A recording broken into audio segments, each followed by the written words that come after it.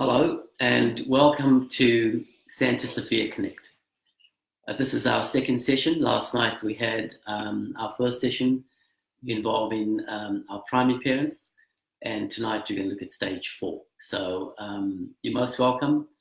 This evening, I'm joined by Mr. Castellino. Good evening, all. Daryl's an executive member of the college. He's also an instructional coach and also a stage 4 teacher of maths. Very excited to be here and to really connect with the parents of our Santa Sophia community. So you're very welcome. So Santa Sophia Connect is it's an initiative on the part of the school to connect more closely with our parent community. And we use forums like Facebook Live. We use these forums to help us leverage and connect with our community on a range of things. This evening, we'll be connecting with regards to our stage 4 learning during term 1. Now, you may have heard me talk about this in the past. My mantra is the fundamentals of a good school is places where good teachers reside and where communication between the school and its parent community is essential.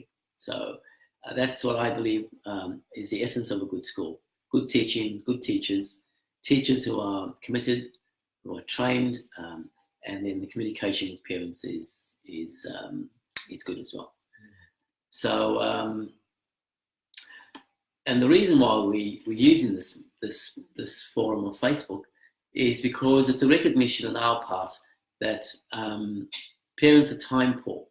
And in a world where there are so many competing elements for our time, I feel that if the technology is there, why can't we use it to have these sorts of settings where we can chat about school, about the way the school operates, about your child's learning, etc.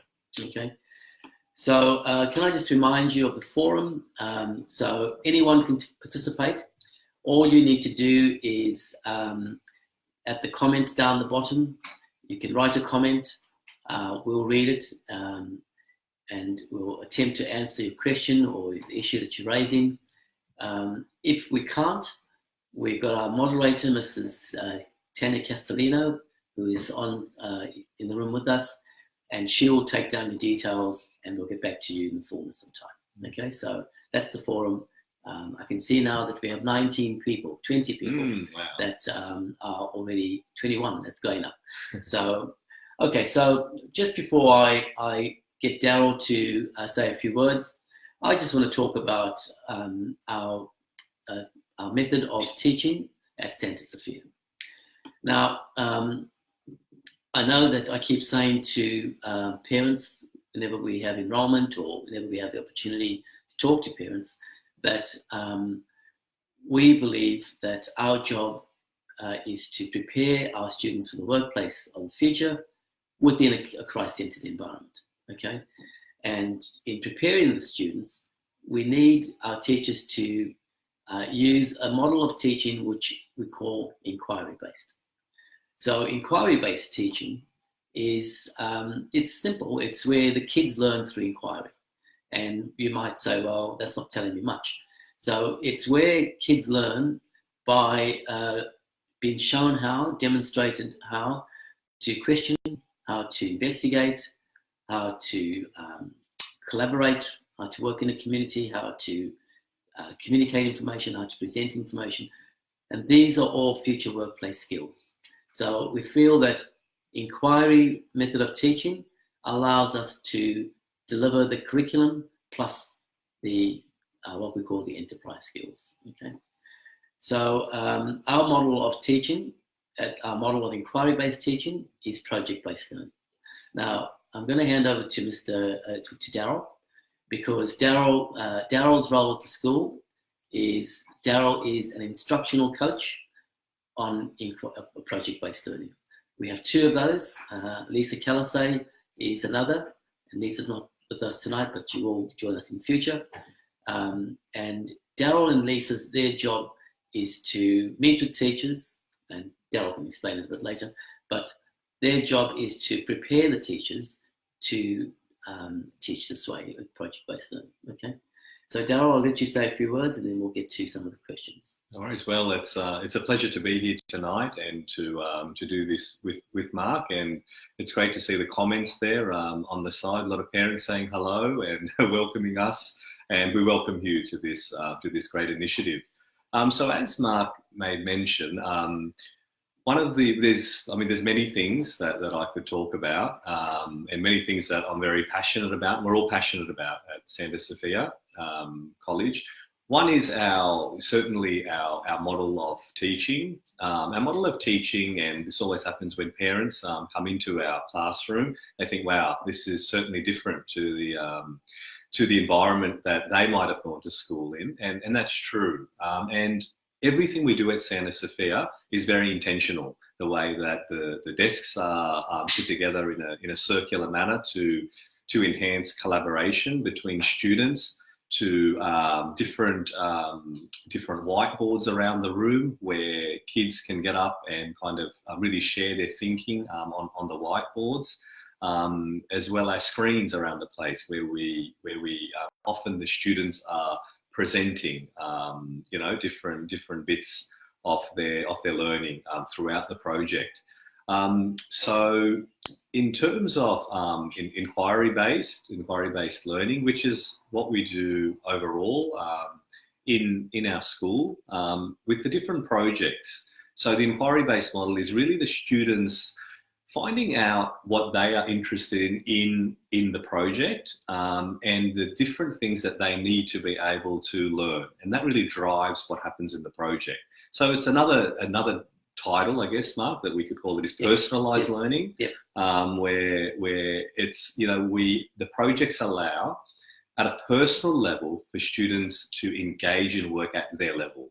So part of the role of Lisa and myself, as well as with Mark, we were very closely at that executive level, and we've come up with a way that we can support teachers in how to really structure what happens in the classroom. So an instructional coach, which Lisa Calisay and myself have the fortunate position to be able to work with teachers, is to really plan with teachers, to work with them, to come up with ways to make their projects really engaging with the students, as well as to just give that, another set of eyes. Darryl, I might just interrupt there. Parents, teachers need to be taught how to teach using this method. And it doesn't come natural because a lot of our teachers themselves, project-based learning wasn't around when I was at school. I don't know, you were a bit younger than me, Darryl, but I don't think it was around when you went to school as well. So they need to be taught how to do this. So preparing the teachers is the key, right? Yeah. That's no doubt about that. So what we might do is I might get into some of the questions, some of the comments. I can see Amity wants to know how can you log into the digital portfolio. Amity will come to that a bit later. So if I could just put that question on hold. Maria Valenti has passed her well wishes on. Yep. Thank you, Soraya. And I can see Carly has given us a good commendation there. Thank you, Darren, for being with us all the way from Cape Town. Darren's one of our Year 8 parents with a holiday in Cape Town. Wow, okay. So well done to tune in from Cape Town. Yeah. That's fantastic. And just looking at the comments there. So Danielle has basically said that she's loving the PBL so far, the collaborative inquiry, focused, engaging. Yep, so there's support from parents there. Shane has come back on. Thank you, Shane, for tuning in again this evening. And Shane has asked us what might inquiry learning look like next year for Year 9, and how will the space operate alongside Stage 4? That's a good question, Shane. So with Year 9, one of the things we're going to do different next year, Shane, is with our elective program. We're in the process of planning. I don't know if it's the forum right now, Darryl, whether we should be discussing this, but you can share a little bit. Yeah, I can share a little bit. Look, our thinking, Shane, with regards to the Year 9 Stage 4 and Stage 5 is that we are going to bypass the traditional electives and look at bringing in early commencement of the HSC with the VET program into Year 9. So we're hoping that in lieu of the traditional electives, which I feel doesn't take kids anywhere, it's not a prerequisite for the next stage, stage 6. So we feel that we could use that time period in which to get the kids to commence some of their Year 11 and 12 subjects while they're in Year 9. That's the early commencement. We're also planning acceleration as well. And so, that's all in the planning. We are going to have information night for parents in the middle of next term around stage 9. So hopefully I can give you more information there, Shane. Yeah. And one of the focuses, I guess, with the whole project-based learning is really tapping into that real-life application. So all our projects, we spend a lot of time planning our projects so that end product and the process as well of the projects are geared towards some type of problem that is real life. That's, that industry faces or that, there's some connection to the real life, to kind of what people like yourselves, the parents that have, joined us tonight, what you do in the workforce. So our projects are, we feel, and we spend a lot of time to make them very authentic. Authenticity is really important. And we're looking at that all the way from, especially, in tonight being stage 4 focused from Year 7, but we're looking at what that actually looks like then as students enter into, Year 9, 10, 11 and 12. So we're certainly looking at those electives and being able to tap into some industry experts to work with us and plan our projects so kids can, really solve those real life problems. And that's kind of already started, like with our STEM partner from PepsiCo, who comes in and, we've got planned from terms 2 onwards, some really exciting projects in connection with TAS, mathematics, science, PDHPE, where the PepsiCo manager is coming in and sharing her industry experience and being able to work with the students and the teachers and coming up with, We're also looking at partnering with UTS, the University of Technology, is interested in a partnership with us, particularly with our iSTEM as well. And I noticed that Kerry has asked how many electives will each student be able to take. Well, Kerry will be offering either 1 or 2, and the parents will decide that. The kids will decide that, whether they go with 1 or 2 electives. My preference would be to take 1, and but we're open to what the kids will want to choose. So what we can tell you, Kerry, is that I'm going to try and persuade parents not to go down the traditional elective pathway, because I don't see any value in that. And instead, we can use that elective time to prepare kids with early commencement for HSC or acceleration in one of their HSC subjects. Darren, sorry, I know that you're back now. I said earlier that one of our parents was from Cape Town. He actually tells me he's back, and I hope you had a good holiday. Okay. There's Linda's come in and asked when is the parent-teacher interviews. Well, that will be at the end of the semester. But remember, Linda, that with our digital portfolios, and we might get into that discussion, right, Darryl? Yep. The digital portfolio is meant to be a little our method of formative reporting. So formative reporting is reporting as you go. I mentioned this at the open day and at the Penn meeting last week. So you can get onto your child's digital portfolio, and we'll explain to you how to do that. And you can actually track what they learn about, their achievements, all before the parent-teacher interview. So the parent-teacher interview is not meant to be a surprise. It's meant to be a confirmation of what you already know. Okay, so that's on the digital portfolios. Darryl, do you want to just talk about the digital portfolios and the purpose of it and how parents can access it? Sure. So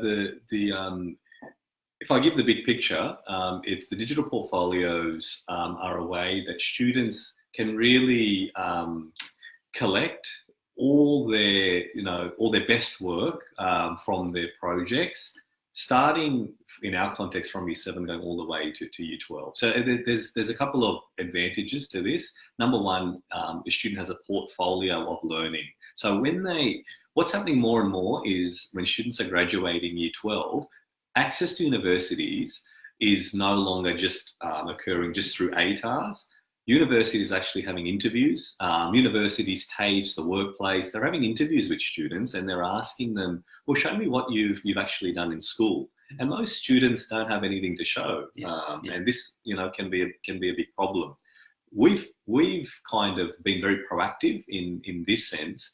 And hence we've got all our students to create this digital portfolio, which for every student, they will have, for all of their projects starting from year 7, they will have a place where they store all their projects, all their work, all the feedback from teachers, all their reflections, so that when it comes to the end of year 12, wow, what a collection of digital resources they can show future employees, for future tertiary institutions and so forth. That's one of the, really highlights of having a digital portfolio. The second aspect of this is so many parents often comment saying, by the time I got my child's report at the end of the year or halfway through the year, it was too late. There's no point kind of finding out, well, my child is struggling in maths or in English. And I agree with the parents. Absolutely. I think it is too late. Yeah. So what we do here is the students have created this digital portfolio and they are continually updating it. So we run a subject, if you want to call it that, called self-directed learning, where we help our students be able to, really focus and learn about some really important skills in terms of just being an independent learner, also getting mentoring from teachers around goal setting, around areas of weaknesses which they need to kind of improve. But the other thing is they are continually updating, uploading all their work onto this digital portfolio, which is a Google site, so that you as a parent can access your child's digital portfolio 24/7, and you'll be able to see all the work that's being uploaded on that digital portfolio, their feedback from teachers, the grades that they're currently achieving, and areas that they need to improve on. So there's a couple of ways how you can access the digital portfolio. So I think, Mark, we're actually preparing a little video tutorial. In last year, we got parents to come into the school. Now we want to try and minimize you coming into the school because this is how we want to do it with you. So we are preparing a little video clip which will be available on our website. Will be sent to you via the school bag, where you can actually follow some instructions about how to log into the digital portfolio. Suffice to say that you will need to set up a Google email account, all right?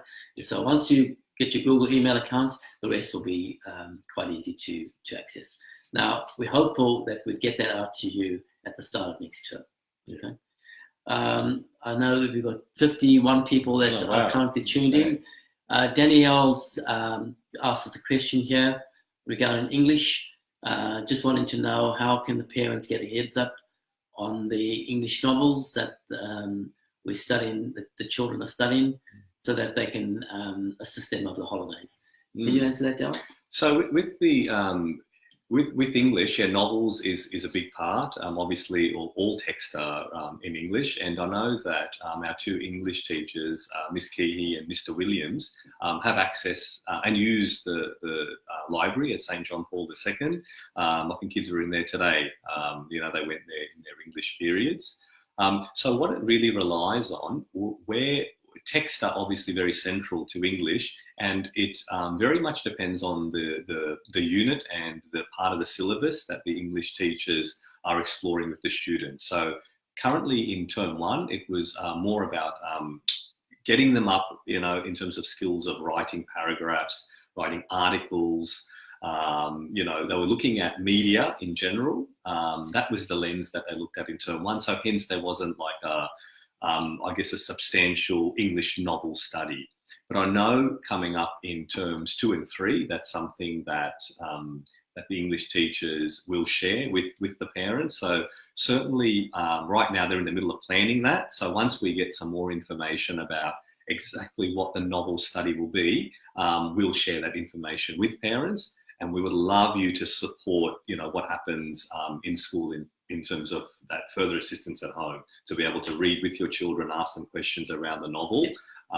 We'll certainly be able to make that available to you. Daryl, I noticed that Andrews has asked a question around the students being engaged with industry and work experience. So, Andrew, that's what we're talking about with the Year 9 elective, is that with the VET is vocational education training, subjects being brought into Year 9 will certainly be work experience, work placement, they call it, is a substantial component of the VET program. So any students doing hospitality VET, for example, they would have to spend a certain amount of the course, I think it's 2 weeks for every year, in a work placement environment. Yeah. So, and just to add to that, Mark, what we do with our planning the projects is we actually proactively go out and try to contact industry experts. So it's often, if we're thinking, as an example, in TAS, they're going to be, and with science, they're going to be working on an engineering project next term. So what happens, those teachers actually, ring around and try to find out, well, who are the industry experts that can support us? So often, we'll have like a guest come in, either help the kids in the project, or we'll actually launch the project and kind of mentor those kids. So that's what we're looking at, besides the official kind of pathway through the VET. We will be looking at, in our day-to-day lesson-by-lesson projects, to get our industry connections there, so kids can really be involved in those real-life problem solving. So Daryl, just looking at some of the comments there. Great Alicia, questions. Thank you, Alicia, Alicia's commented, thank you for this opportunity. Exciting times ahead for the college. Shane's come back and said what a great opportunities for Year 9, building the capabilities. And Shane's daughter has just recently started with us, and apparently is loving the PBR. Wonderful. Cassandra Smith, will there be more homerooms next year? Yes, so next year we're looking to expand the homerooms. How many homerooms do we have at current? Well, currently, so there's 4 homerooms in our spaces that are mixed with Year 7 and 8. So obviously, as our numbers grow, then so do our homerooms. So it's all about kind of planning for that. But yeah, certainly our challenge is, we're trying to really build that positive culture. So our homerooms right now is the way that our homeroom teachers connect with our students, especially around, they come in and they read the Bible, with the students, prayer, and just checking in with the kids. We really try to start our day in a very positive environment, and we want that culture to continue as we grow. So Maria's come back and asked, are the students able to continue with the Premier Reading Challenge they started in primary? I had that question last night. Yeah. So with the primary school, the kindergartens, we're considering offering a principal's reading challenge. I think we might look at extending that to the high school as well. Yeah, look. Research shows that reading is absolutely fundamental and is so aligned to academic success and success in the workplace. So whatever we can do to foster reading at school and at home, we'll certainly do that. So we will come up with ways to kind of enhance our reading and encourage that at home. And so we've got Maria saying that she's looking forward to the digital portfolio and the seesaw soon to be introduced in stage 4. That's great. Maria Galati is looking forward to the digital portfolio as well. Shanti, great work. Amity's come back with the random question: do the students get to use ID cards? Now, we haven't really discussed this. No. Amity, you got me on the hop there. ID cards. Look, I certainly think when we move to Box Hill, where we'll be a school of 1,900, there may be a capacity to introduce ID cards. Certainly right now as we stand, I don't think there's a need to, but it's certainly something that we're looking to in the future, particularly as our numbers get bigger. Yeah. Andrew Wade has come back and said, please let me know if, oh, wow, okay, that's fantastic, Andrew. Yep. Andrew's got an engineering, if there's an engineering component, his company would be interested in working with the school. That's fantastic. Yes. We'll get back to you on that, Andrew. Yes, Andrew, I know there's going to be a TAS science project, and they're looking at engineering. That's the focus of the work next term. So, yeah, we'll connect with you. Yeah. Samantha has come back and said, is there code so parents can access the Google Classroom of their own device? How does that work, John? Yeah. So we are looking at that. There was initially some. We were a little bit concerned about the Google Classroom because obviously that's where teachers, they upload their work there and they ask students to respond. So the classroom is a way that all different students can upload their work and get feedback and so forth. Now I believe that there is something in Google Classroom that allows parents to only access their child's work. So I'll get onto that. I'll make that a priority because I think that's important for, if you are a parent and you're wanting. I know that Tanya is just in the room with us as well, and Tanya will make note of the fact that we need to get back to Andrew and also to Samantha. Yeah. Okay. Nena's come back and said, asking about the future school site. So as far as I know, Nena, we're on track for 2021. Whether it's with council or not, I'm not yet sure of that. I know that next week, the 12th of April rings a bell, when is the date when it's going to council. Don't hold me on that, but I'm pretty sure that's when the plans are expected to go before council. Nicole's come back and said, I like the opportunities for surface and deep learning. How are you encouraging students to extend themselves and to adopt a growth mindset? Okay, brilliant question. And there's many ways that we do it. And that's the whole kind of our philosophy at the school is to encourage that growth mindset. I'll give you one example just to show you kind of what that looks like at the ground level.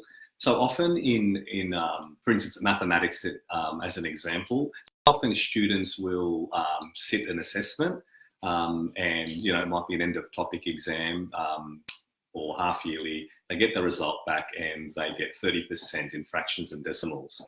And they're devastated. And what happens to improve? Well, they don't really have any way of improving because they've got to wait for their yearly. An example of a growth mindset at Santa Sophia is every 3 weeks, the students can resit their assessments. So what happens in mathematics, as an example, and I can give you other examples in other subjects, would be that a student, we'll give them like an assessment to do, like we did a couple of days ago, and the students would reflect on that. And for instance, they might be at a deep level or at a surface level. Then we'll tell the students, do a reflection. What are your next steps? So there's 3 questions that the students answer. Where am I going in my learning? In other words, what's the end game? Where am I now? So where am I currently? Am I at surface level? Am I at deep level? And then based on their work and teacher feedback and peer-to-peer feedback, what do I need to improve? So if a student says, well, in fractions, there's certain things that I need to improve on, like multiplication or division of fractions. Well, in 2 weeks' time or 3 weeks' time, they can resit their assessments. So suddenly it's not the question of, I'm struggling, I'm no good at maths. When a student says things like that, I said, no, you don't understand the concept yet. But in a couple of weeks, you've got another opportunity to improve. The emphasis is on yet. Yeah, it's yet. And other examples, so for instance, in English, in history, really in all their assessments, the beauty of project-based learning is the students continually submit work. So it's not a one-off where they just kind of sit an exam. Continually, the teachers give them feedback and they're allowed to resubmit their work. So that growth mindset already, is encouraged because students have that opportunity to improve and they know that and they take ownership of that. Yeah, good question, Carl. So Tracy has asked a question around Year 7 enrollments. Tracy, I'm actually quite proud of this. We, as of the end of the week, we could have a waiting list to get into Santa Sophia, right? We are pretty much close to our quota. I think we've got 63 students already. We've taken 65, and then we have a waiting list. So that's great confirmation and endorsement from the public. It is very, very positive.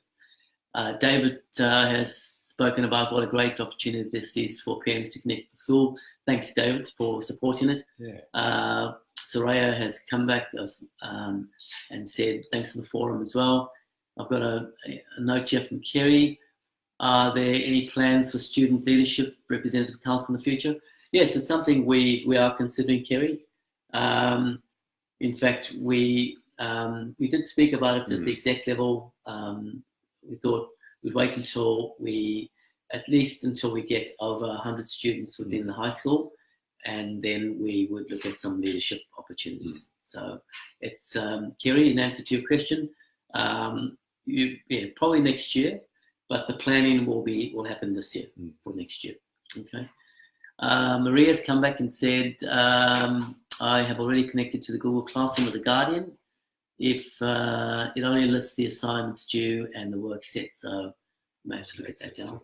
Yeah, no other access. No worries, we'll definitely look at that, Maria. Okay, so just going through some of the comments.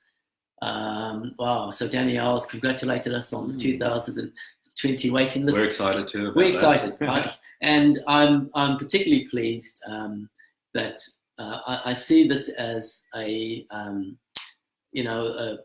conviction that what we're planning for the school, the contemporary learning, I think the parents are coming because of our learning. So that's fantastic. Brad Warder has come on and said, no, very good. Thanks, Brad, for following us. Nicole's come back and said, thanks for clarifying. Student awareness of their learning is so important. Yep, I agree. Gail has come on and said, fantastic news, congrats. And Maria has come back and said, or given us a wrap, actually. Yeah. So, okay, so that's all the comments. How are we going for time there, Tanya? Okay, so is that it? Okay. Wow, that went very quick. Folks, thanks for tuning in. Yeah. It's been fantastic. Yeah. Daryl, I've had a great time. Yeah, look, absolutely. And look, thank you really to the parents. At the end of the day, we really see the love and support that you have. You could just tell by the questions, by, kind of the emails, and you don't feel like you're pushing us or you're hassling us, because it really shows the care that you've got, and you'd rather this environment any day where parents care than instead of us coming out and always trying to contact you. We really feel your support. So look, thank you. I'm encouraged by the participation last night and tonight, and I'm thinking that we could have this more often. So we'll get back to you, but certainly if there's a few more. Okay, Danielle's come back and given us a wrap there. Thank you, Danielle. Amity, thank you for your kind words as well. Amanda loves the growth mindset approach. Shane has come back and said, giving up your time over 2 nights is much appreciated. Thanks, Shane. Nick has said what a wonderful forum this is. Mariana has agreed with Nick. Andrew has come back and said, fantastic work, great idea. So the commendations and the confirmation from the community is there. So we feel encouraged by that, and stand by for more information on how often we have these forums. I'm thinking that we could have it maybe twice a month. That's my initial take on it. So thanks, folks. I wish you good night, and we'll see you shortly. Okay. Thank you. Thank you.